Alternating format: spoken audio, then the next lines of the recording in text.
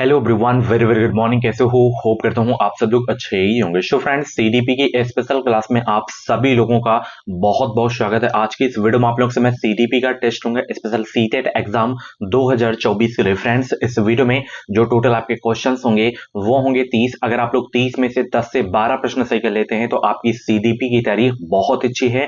तो चलिए वीडियो को स्टार्ट करते हैं। सबसे पहला प्रश्न आपकी स्क्रीन पे आ गया है, विकास के बारे में निम्न में से कौन सा कथन सही नहीं है? बच्चे विभिन्न दरों पर विकसित होते हैं। विकास जो है अपेक्षाकृत क्रमिक होता है। आनुवंशिकता विकास का एकमात्र कारण है। विकास निरंतर रूप से होता है। बताएंगे सब लोग, विकास के बारे में निम्न में से कौन सा कथन सही नहीं है? सभी को गुड मॉर्निंग भाई, सभी को गुड मॉर्निंग। सीटेट एग्जाम को क्वालिफाई करना है तो आप अभी कभी इस चैनल को सब्सक्राइब करके बगल में बेल आइकन को ऑल पे जरूर से जरूर प्रेस कर लीजिए, ताकि जो भी क्लासेस हैं, जो भी अपडेट आए, उनका नोटिफिकेशन आपको टाइम टाइम से मिलता रहे। और मैं जितने भी क्वेश्चंस करवाता हूं सारे के सारे आपके प्रीवियस के ही क्वेश्चन होते हैं, ओरिजिनल क्वेश्चन पेपर होते हैं, ठीक है ना। चलिए, तो इसमें देखिए आपका विकास के बारे में नहीं सही है। कौन सा? ये वाला, पहला वाला, कि बच्चे जो है विभिन्न दरों पर विकसित होते हैं।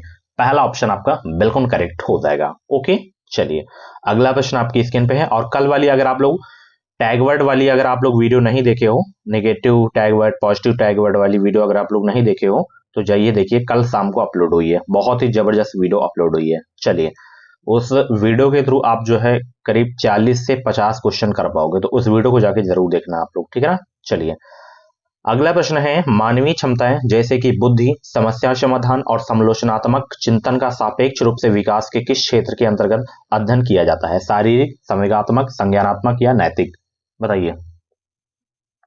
बहुत अच्छे भाई। मानवीय क्षमताएं जैसे कि बुद्धि, समस्या समाधान और समालोचनात्मक चिंतन का सापेक्ष रूप से विकास के किस क्षेत्र के अंतर्गत अध्ययन किया जाता है? तो ये किया जाता है संज्ञानात्मक। ऑप्शन आपका जो है तीसरा वाला बिल्कुल करेक्ट हो जाएगा। ओके, चलिए अगला प्रश्न आपकी स्क्रीन पे है। यहाँ पे अविकथन और कारण वाले प्रश्न हैं। पढ़िए अविकथन को, फिर कारण को, फिर बताइए आप लोग कौन कौन सा सही है, कौन किसकी सही व्याख्या कर रहा है। बच्चे केवल औपचारिक स्कूली शिक्षा द्वारा ही कौशल, मूल्य और रीतियां ग्रहण करते हैं। कारण है आ रहा है कि बच्चों का समाजीकरण एक सरल व रेखीय प्रक्रिया है। बताइए।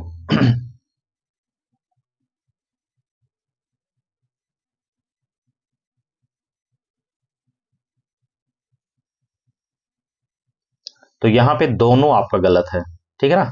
ए और आर दोनों आपका गलत है, ठीक है ना। चलिए अगला प्रश्न यहाँ पे देख सकते हो, जीन पियाजे के अनुसार जो है, यहाँ पे नेगेटिव टैग वर्ड से आप लोग कर लिए होंगे ये वाला, ये बच्चे केवल औपचारिक स्कूली शिक्षा ही द्वारा ही कौशल, मूल्य व रीतियां ग्रहण करते हैं, तो केवल लगा है तो गलत हो गया ये वाला, ठीक है ना। चलिए, ये एक सरल और रेखीय प्रक्रिया है, ये एक सरल नहीं है, समाजीकरण और जटिल प्रक्रिया है ये, ठीक है ना। चलिए, दोनों गलत हो जाएगा। जीन पियाजे के अनुसार व्यक्ति किस अवस्था को प्राप्त करने के लिए समाधान की निरंतर खोज में करने में लगा रहता है? संतुलन, असंतुलन या आत्मसात्करण या समंजन? बताइए। जीन पियाजे के अनुसार जो है, व्यक्ति किस अवस्था को प्राप्त करने के लिए समाधान की निरंतर खोज करने में लगा रहता है?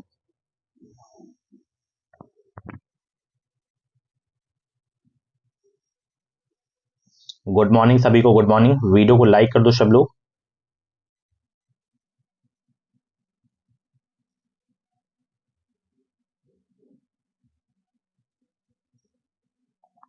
तो उसे क्या कहते हैं? संतुलन। ऑप्शन पहला वाला आपका बिल्कुल करेक्ट हो जाएगा। नेक्स्ट क्वेश्चन, परिकल्पनात्मक निगमनात्मक तर्क किस चरण की विशिष्ट विशेषता है?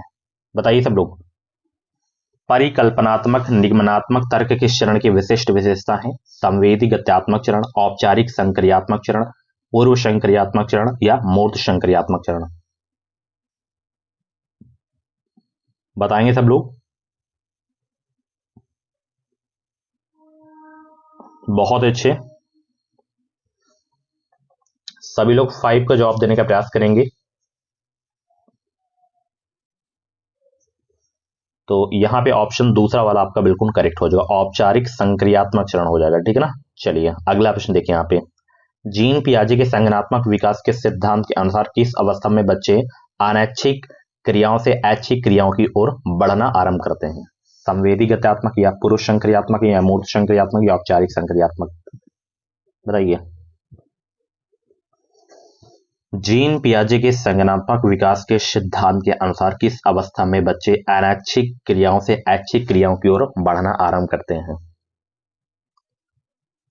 संवेदी गत्यात्मक हो जाएगा, ठीक है ना। ऑप्शन पहला वाला आपका बिल्कुल करेक्ट हो जाएगा। नेक्स्ट क्वेश्चन, हेंज दुविधा को सुनने के बाद 8 वर्षीय गुरप्रीत कहता है कि हेंज को पैसा चुरा लेना चाहिए क्योंकि उसे इसकी जरूरत है। नैतिक तर्क के किस स्तर पर बच्चे सही और गलत का फैसला व्यक्तिगत जरूरतों और चाहतों के आधार पर करते हैं? दंड और आज्ञा पालन अभिमुखता, या यांत्रिक सापेक्षित अभिमुखता, या अच्छा लड़का अच्छी लड़की अभिमुखता, या कानून और व्यवस्था अभिमुखता? बहुत ही अच्छा प्रश्न है ये, बताएंगे सब लोग। शेविन का जवाब देने का प्रयास करेंगे।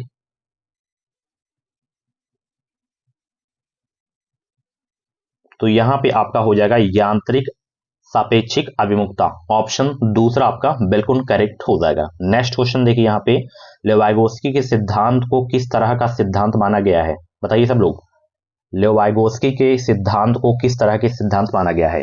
बहुत इंपॉर्टेंट क्वेश्चन है, कई बार ये सीटेट में पूछा भी जा चुका है ये। बताइए सब लोग, लेवाइगोस्की के सिद्धांत को किस तरह का सिद्धांत माना गया है? मनो विश्लेषणात्मक, सामाजिक सांस्कृतिक, व्यवहारवादी, या सूचना प्रसंस्करण?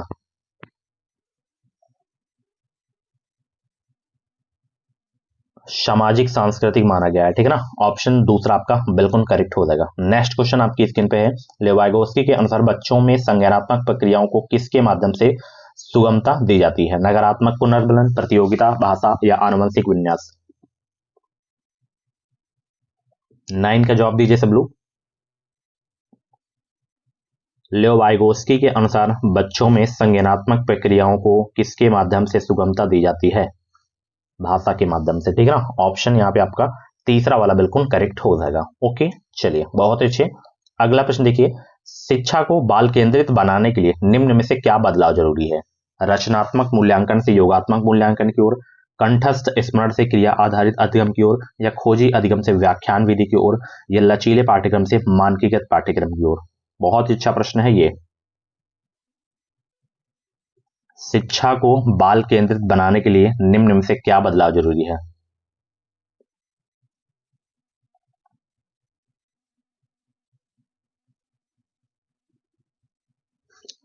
तो कंठस्थ स्मरण से क्रिया आधारित अधिगम की ओर हमें बदलना है, ठीक ना, हमें रटवाना नहीं है बच्चों को। तो ऑप्शन दूसरा आपका बिल्कुल करेक्ट हो जाएगा।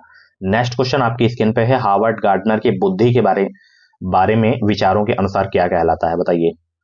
तार्किक गणितीय बुद्धि बुद्धि के सर्वोत्तम प्रकार है, या दूसरों की भावनाओं को समझने की क्षमता संगीतीय बुद्धि कहलाती है, या बुद्धि के 3 प्रकार हैं, विश्लेषणात्मक, सृजनात्मक, व्यवहारिक, या हर व्यक्ति अपने आप में विभिन्न प्रकार की बुद्धियों के विविध स्तर निहित करता है? बताइए, हार्वर्ड गार्डनर की बुद्धि के बारे में विचारों के अनुसार कौन सा सही है इसमें?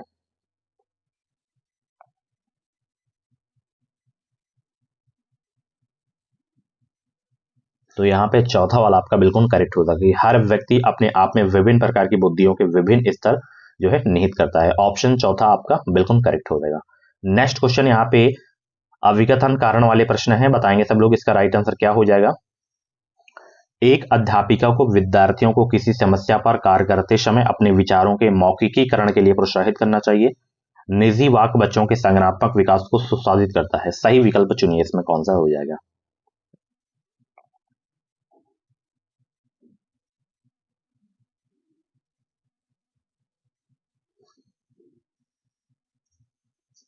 बहुत अच्छे भाई, सभी को गुड मॉर्निंग। जितने लोग लेट में क्लास में ज्वाइन हुए हैं, गुड मॉर्निंग सभी को, गुड मॉर्निंग।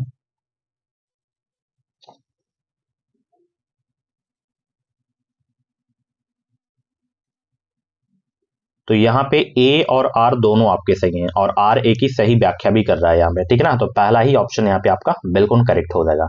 नेक्स्ट क्वेश्चन यहाँ पे देख सकते हो, एक अध्यापिका प्रचलित सामाजिक जेंडर संबंधी रूढ़िबद्धताओं को कैसे प्रभावहीन बना सकती है? बताइए कैसे बना सकती है? यह सुनिश्चित करने की खेल सत्र में लड़कियां जो है सिर्फ बैडमिंटन खेलें और लड़के सिर्फ फुटबॉल। यह सुनिश्चित करने की लड़कियों को अध्यापक के रजिस्टर पर काम करने और उनकी मदद करने में अवसर मिले। फर्नीचर इधर से उधर रखवाने में केवल लड़कों की सहायता लेना। सभी जेंडरों को संगीत, नृत्य व पाक कला प्रतियोगिताओं में भाग लेने के लिए कहना। तो इसमें बताना है जेंडर संबंधी रूढ़िबद्धताओं को कैसे प्रभावहीन बना सकती है, ये वाला तीसरा वाला, ठीक है ना।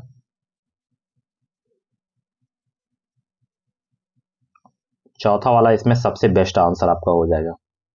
ओके, चलिए सबसे बेस्ट आंसर आपका चौथा वाला होगा। चलिए बहुत अच्छे। सभी जेंडरों को संगीत, नृत्य और पाक कला प्रतियोगिता में भाग लेने के लिए कहना, ठीक है ना। चलिए, विद्यार्थियों में समालोचनात्मक चिंतन को बढ़ावा देने के लिए महत्वपूर्ण है कि निम्नलिखित हेतु प्रचुर अवसर प्रदान किए जाएं। कौन कौन से बताइए, बताएंगे सब लोग। 14 का जवाब देने का प्रयास करेंगे। बहुत अच्छे भाई। विद्यार्थियों में समालोचनात्मक चिंतन को बढ़ावा देने के लिए महत्वपूर्ण है कि निम्नलिखित हेतु प्रचुर अवसर प्रदान किया जाए।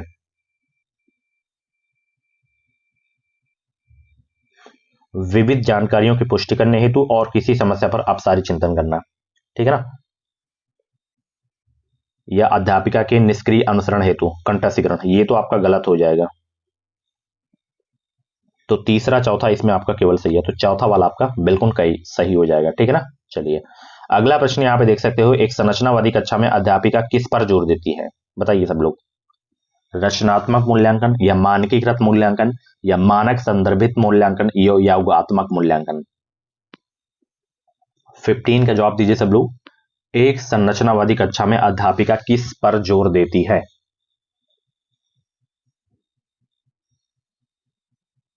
रचनात्मक मूल्यांकन पर जोर देती है। पहला ऑप्शन आपका बिल्कुल करेक्ट हो जाएगा। अगला प्रश्न आपकी स्क्रीन पे आ गया है। 16 का जवाब देंगे सब लोग। समावेशी शिक्षा जो है किसके विविध जरियों के निष्कासन पर बल देती है, प्रस्तुतिकरण, अभिव्यक्ति या संलग्नता या भेदभाव, बताइए। समावेशी शिक्षा किसके विविध तरीकों जरियों के जो है निष्कासन पर बल देती है, तो समावेशी शिक्षा भेदभाव के विविध जरियों के निष्कासन पर बल देती है। ऑप्शन यहाँ पे आपका चौथा वाला बिल्कुल करेक्ट हो जाएगा भाई, ठीक है ना। चलिए बहुत अच्छे। अगला प्रश्न, एक ऐसी कक्षा में जिसमें विविध सामाजिक आर्थिक परिवेशों से विद्यार्थी आते हैं, एक अध्यापक को क्या करना चाहिए, बताइए क्या करना चाहिए, बताइए भाई सब लोग।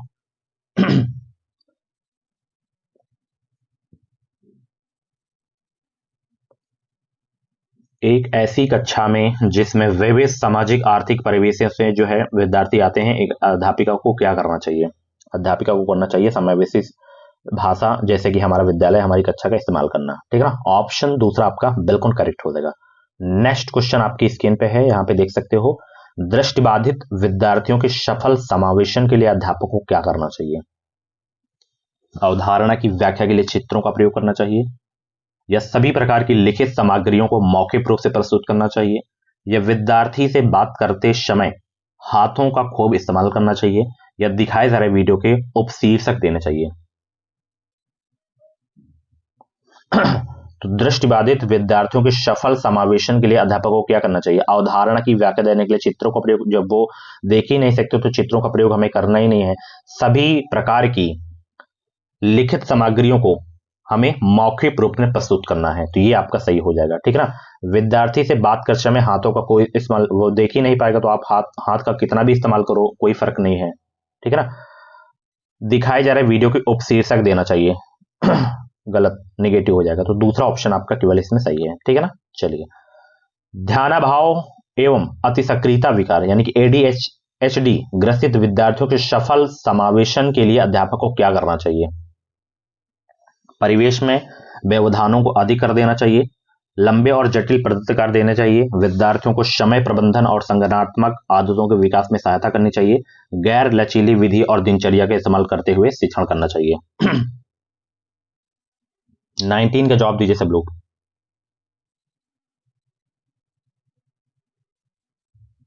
बहुत अच्छे भाई, ये वाला आपका तीसरा वाला आपका बिल्कुल सही हो जाएगा, ठीक है ना। चलिए अगला प्रश्न आपकी स्क्रीन पे है, यहां पे देख सकते हो।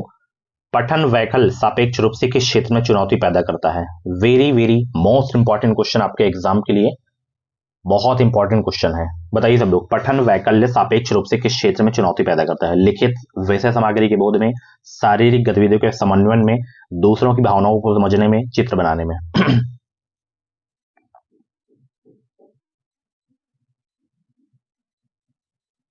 ये करता है लिखित विषय सामग्री के बोध करने में, ठीक है ना, चुनौती पैदा करता है। ऑप्शन पहला आपका बिल्कुल करेक्ट हो जाएगा। ओके, बहुत अच्छे। अगला प्रश्न है, प्रभावशाली और अर्थपूर्ण अधिगम के लिए अध्यापक को किस प्रकार की शिक्षण शास्त्रीय प्रविधियों का इस्तेमाल करना चाहिए? सांस्कृतिक रूप से प्रासंगिक, या मानकीकृत, या परीक्षा केंद्रित, या व्यवहारवादी? बताइए, 21 का जवाब दीजिए सब लोग। प्रभावशाली और अर्थपूर्ण अधिगम के लिए अध्यापक को किस प्रकार की शिक्षण शास्त्रीय प्रविधियों का इस्तेमाल करना चाहिए? सांस्कृतिक रूप से प्रासंगिक, ठीक है ना। ऑप्शन पहला आपका बिल्कुल करेक्ट हो जाएगा। नेक्स्ट क्वेश्चन, राष्ट्रीय शिक्षा नीति 2020 अधिगम के कौन से तरीकों पर बल देती है? अनुभवात्मक अधिगम, डिजिटल अधिगम, वैज्ञानिक अधिगम, करके सीखना? बताइए सब लोग, एनईपी 2020 अधिगम के कौन से तरीकों पर बल देती है?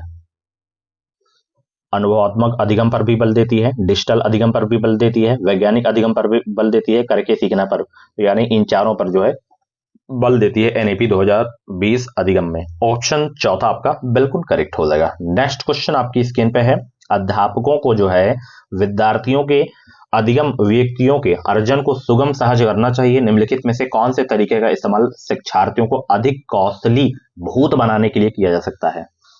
विद्यार्थियों को चिंतन के अभिसारी तरीकों की अवसर देकर, या विद्यार्थियों को आप वास्तविक उद्देश्य और समय तालिका बनाने में मदद करके, या विद्यार्थियों को स्वयं से प्रश्न करना और स्वआकलन समुन्नत करके, या जो प्रासंगिक नहीं है उस पर ध्यान केंद्रित करने की प्रोत्साहित करके? बताइए सब लोग।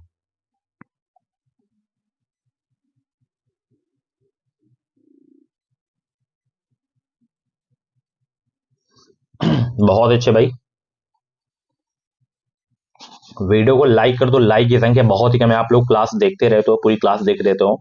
फ्री में आपको मैं पूरा कंटेंट दे रहा हूँ, पूरा प्रीवियस क्वेश्चन। आप यही मार्केट में बुक लोगे तो 500 से 600 रुपए की आती है। चलिए, वीडियो को लाइक कर दिया करो यार। चलिए, बहुत ये सब लोग, अध्यापकों को विद्यार्थियों के जो है अधिगम युक्तियों के अर्जन को सुगम सहज करना चाहिए। निम्नलिखित में से कौन से तरीके के इस्तेमाल शिक्षार्थियों को अधिक कौशलीभूत बनाने के लिए किया जा सकता है?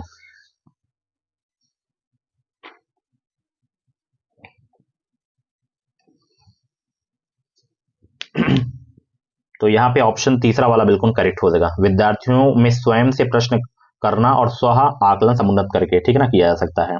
अगला प्रश्न देखिए यहाँ पे, प्रभावशाली समस्या समाधान कारक होने के लिए अध्यापक को शिक्षार्थियों में किसके इस्तेमाल को हतोत्साहित करना चाहिए? अनुक्रिया समुच्चय, कलन विधि, अन्वेषण, या सामय अनुमान?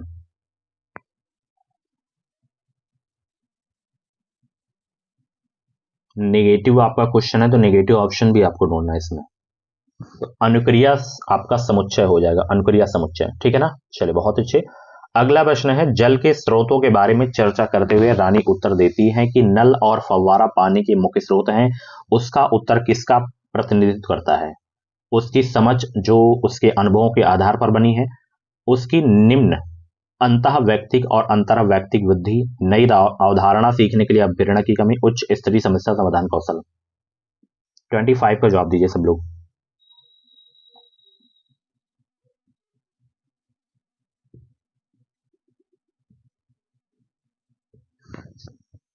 पहला ऑप्शन बिल्कुल करेक्ट हो जाएगा, पहला, ठीक है ना, उसकी समझ जो उसके अनुभवों के आधार पर बनी है। नेक्स्ट क्वेश्चन आपकी स्क्रीन पे, निम्नलिखित में से कौन अधिसंज्ञानात्मक कौशलों का भाग नहीं है? बताइए सब लोग, निम्नलिखित में से कौन अधिसंज्ञानात्मक कौशलों का भाग नहीं है? योजना, पर्यवेक्षण, मूल्यांकन, निष्क्रिय अनुसरण? तो निष्क्रिय अनुसरण नहीं है, नेगेटिव क्वेश्चन है आप, तो नेगेटिव आपका निष्क्रिय होता है, तो यही आपका करेक्ट हो जाएगा, ठीक है ना। चलिए, अगला प्रश्न है, भावनाओं और संज्ञान के बारे में निम्न में से कौन सा कथन सही है? बताइए।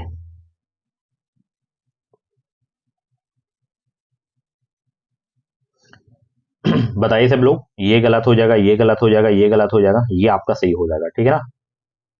कि जानकारी ग्रहण करने के कौशल मनोदशा द्वारा प्रभावित होते हैं, ठीक है ना। चलिए, बहुत अच्छे। विद्यार्थियों को अधिगम के प्रति अभिप्रेरित करते रहने के लिए अध्यापक को क्या समुन्नत करना चाहिए? निपुणता, उन्मुखी उद्देश्य, योग्यता का सत्व, असहायता का सीखा हुआ भाव, प्रतियोगितात्मक दृष्टिकोण?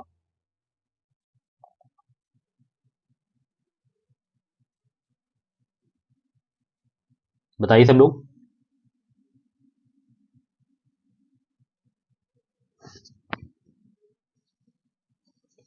बहुत अच्छे भाई,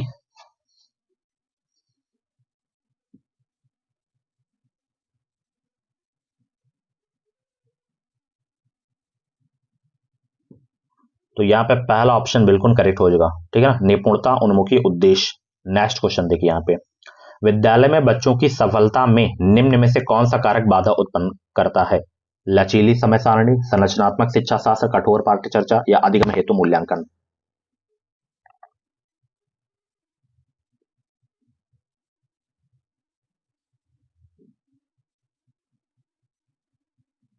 तो कठोर पाठ्य चर्चा जो होता है ये जो है बच्चों की सफलता में बाधा उत्पन्न करता है। ऑप्शन तीसरा आपका बिल्कुल करेक्ट हो जाएगा। लास्ट क्वेश्चन आपकी स्क्रीन पे है, यहाँ पे देख सकते हो, ये अभिकथन कारण वाला प्रश्न है, पढ़िए जवाब दीजिए और वीडियो को लाइक कर दो। लास्ट क्वेश्चन है ये, किसी अवधारणा को समझाते समय यह महत्वपूर्ण है कि विषय वस्तु का विद्यार्थियों के दिन प्रतिदिन के जीवन से संबंध बनाया जाए। ये तो सही है आपका। अधिगम कंठस्थीकरण के माध्यम से बहुत प्रभावशाली होगा। नहीं भाई, कंठस्थीकरण को तो बढ़ावा देना ही नहीं है, तो ए सही हो जाएगा, लेकिन आर गलत है। तो ऑप्शन तीसरा आपका बिल्कुल करेक्ट हो जाएगा। सो फ्रेंड्स, ये थी आज की जो है सीडीपी की क्लास। कैसी रही क्लास, कमेंट बॉक्स में अपना फीडबैक जरूर देना। 30 में से जितने भी क्वेश्चंस आपके करेक्ट हुए हो, कमेंट बॉक्स में अपना रियल स्कोर जरूर बताना। और मैं जितने भी क्वेश्चंस करवाता हूँ ये सारे के सारे आपके ओरिजिनल सीटेट के जो है क्वेश्चन पेपर होते हैं। इसमें अगर आप सही परफॉर्मेंस कर रहे हो तो अच्छा जो है करके आओगे, एग्जाम हॉल में भी आप करके आओगे, क्योंकि ये लेटेस्ट क्वेश्चन है जो ऑनलाइन आपके एग्जाम हुए थे 2023 में, उसी में पूछे गए हैं, ठीक है ना, फरवरी 2023 वाले एग्जाम में। तो thank you so much, bye bye, take care, मिलते हैं अगली वीडियो पे। Thank you so much.